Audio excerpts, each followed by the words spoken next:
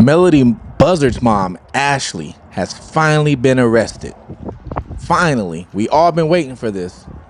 But here's the kicker. She hasn't been arrested for her missing daughter. She's been arrested for something else entirely different. But they are doing this on purpose, and I'm going to explain to you why they are doing this on purpose.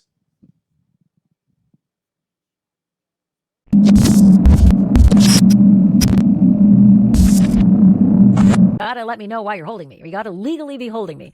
And so hopefully we'll get a little bit more information from whatever affidavits end up being filed, because I want to know who exactly is it who said I wasn't allowed to leave of my own volition. What's up? This is Fugitive TV.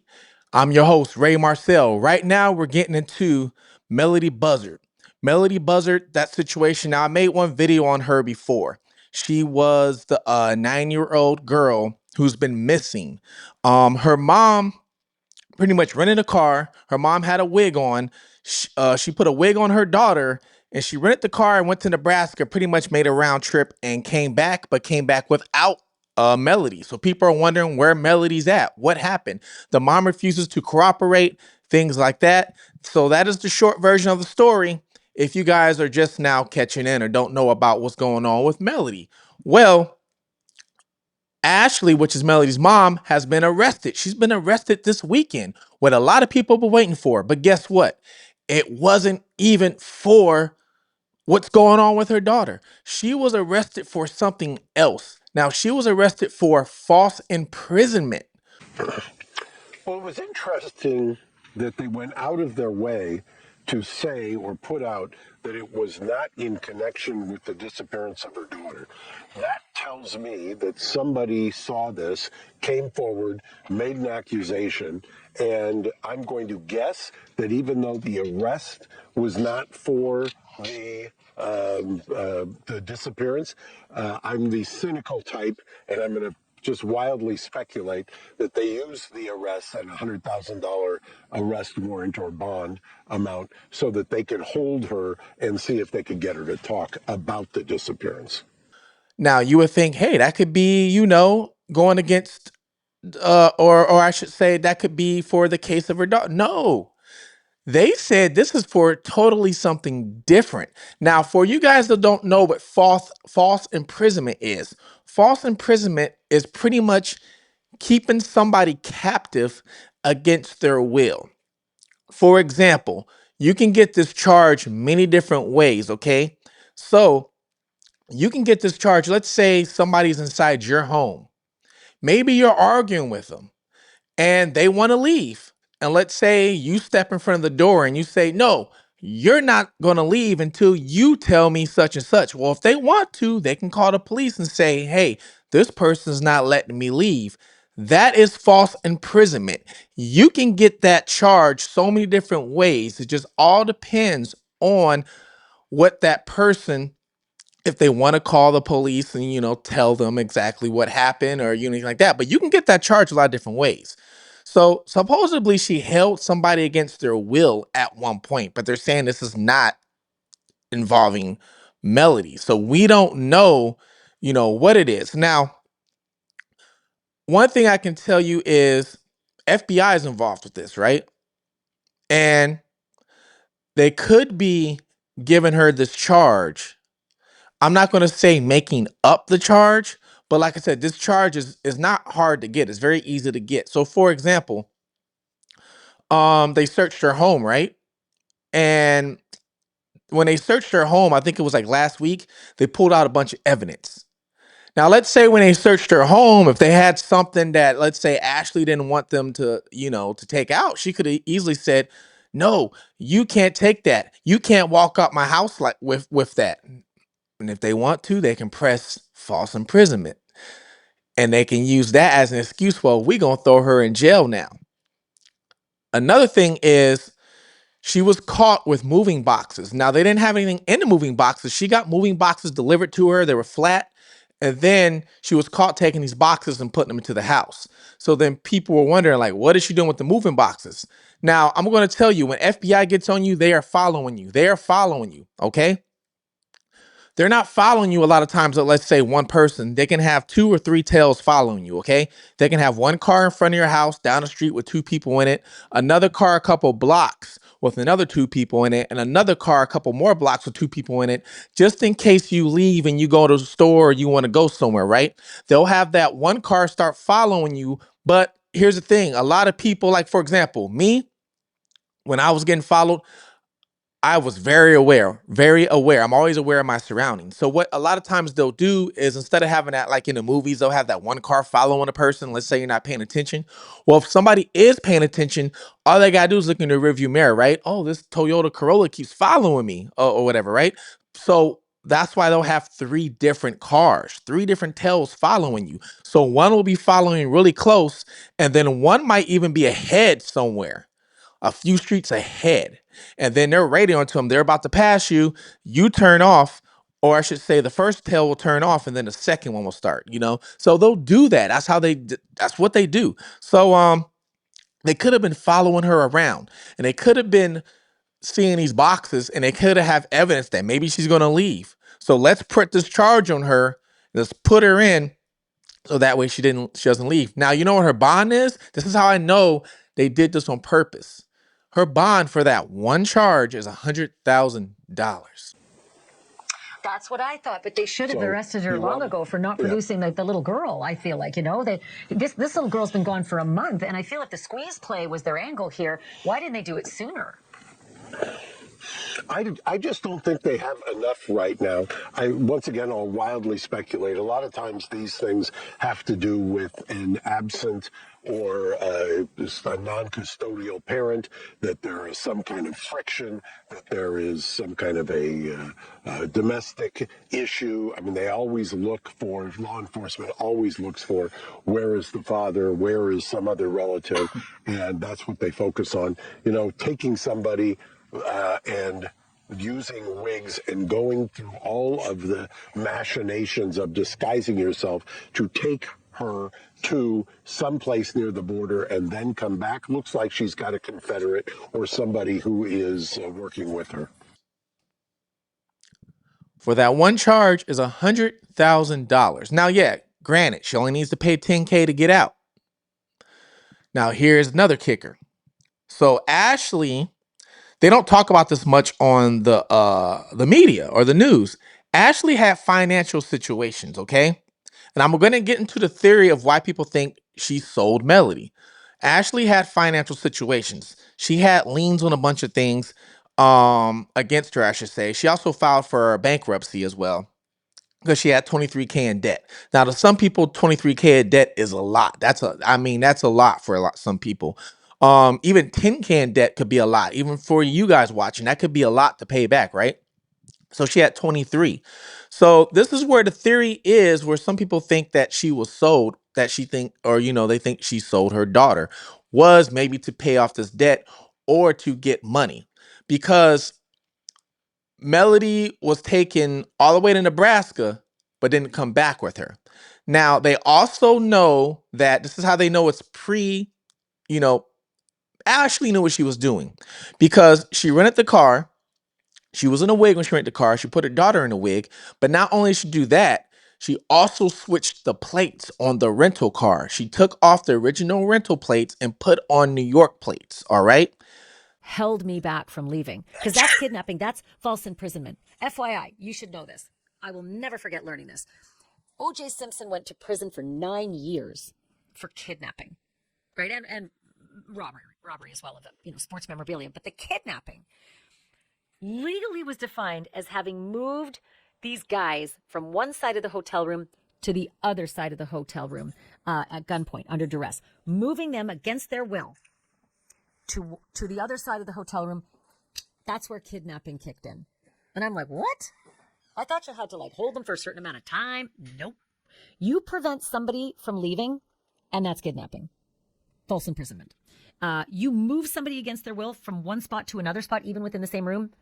That's what O.J. Simpson got clipped for. When the car came back, the car had the regular plates back on it. But while she was driving, she had New York plates on it. Because what they did was they flagged her the plate. FBI flagged the plate, so they were able to track the plate once they knew which car she rented. and they put it into their system. And then after that, every camera she drives by will pick it up and will say, hey, this is the car she was driving. This is it. Now you might be wondering, well, how did they know she switched the plates, right? There's a couple reasons how they could know she switched the plates. All right. This is something, well, I started one of the biggest car rings in the state at the time.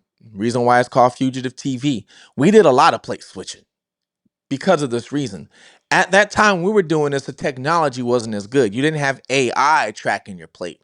So it was a little different to get away with. So I don't know if Ashley is up to par on that. I don't know if she knows that, hey, even though you switch the plate, they still can track you in a way. So this is what they'll do. They'll look at the car, right? They know she rented a Malibu and she rented it from a certain location.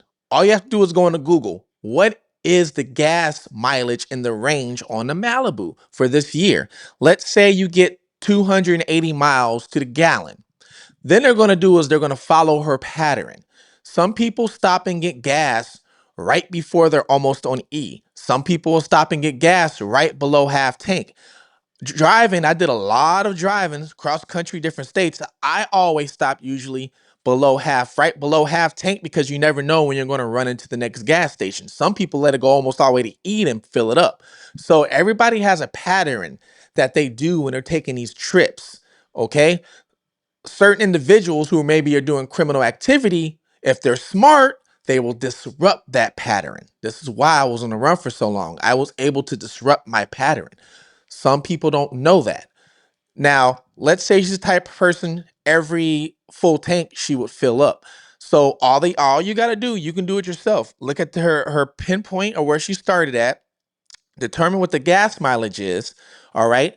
And then she's going to make it to a certain city or town. Now all you got to do is go into that town or certain city, and you can do a couple things. You can look at cameras through there. She probably would have arrived at this time, okay? Or if you have, ground support, which the FBI does, now they can go into certain gas stations. Hey, have you seen this person? Have you seen this person? Have you seen this person? Now, Melodee is a national case. It's been all over the news. So some people are like, oh, yeah, we did see her. She had on this wig. Oh, she stopped for gas. Here, I'll show you the camera. Now, here's the camera footage. Now, here's the New York plate. Now all they got to do is follow the New York plate and put that into surveillance. And that's how they know she switched the plate, okay? So it's all about pattern. Yeah, I just cannot imagine a mother who stonewalls nonstop CPS, police officers, sheriff's department visitors, and the FBI until ends up in handcuffs, barefoot, being led to a cruiser. Let me go back to the false imprisonment charge for a moment because I was going through all sorts of gaming. Yeah, go ahead. Right.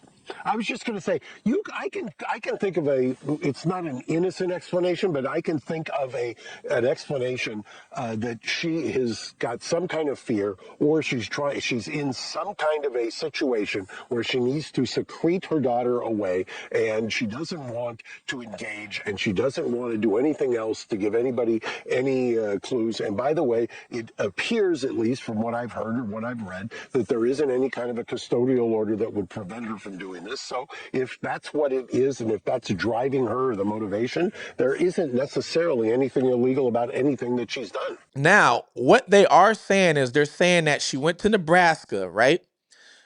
But they're saying that she could have possibly disappeared or vanished somewhere around the Utah Colorado borderline, is what they're saying, okay? Now, there's conflict reports on if it's the way back or the way up there. And the reason why they're probably saying this is because of video footage. Once again, you can see who's in the car. Now, there was one person at a Phillips 66 gas station in Junction, Utah, who said that Ashley was with another grown woman, that she wasn't with just a child, but another grown woman. This grown woman had purple hair. Reporter Samantha Huffman stopped at the Phillips 66 gas station in Junction, Utah. And here's what one employee told her when the FBI came looking. It was really, really freaking weird.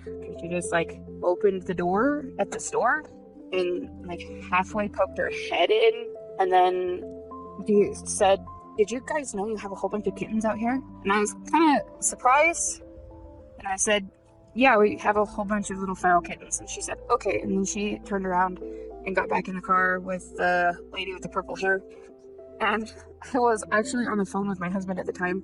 And I remember saying, these two really weird ladies just came in and made a comment about the cats. And but that is like the majority of what I remember right there. Do you have any sort of estimate on how old the woman with the purple hair was? Like whether that was someone younger or older? She had to be probably late 20s to mid 30s, would be my guess. Okay. And did It you was see another adult woman. Okay. And did you see any signs of a child or no? No. All these wigs. So,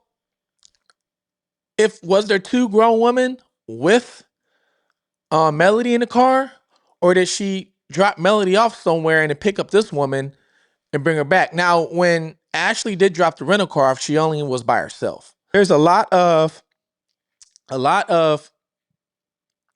people wondering, what's going on. But that is the theory of why they think that she got sold, is because of all the money.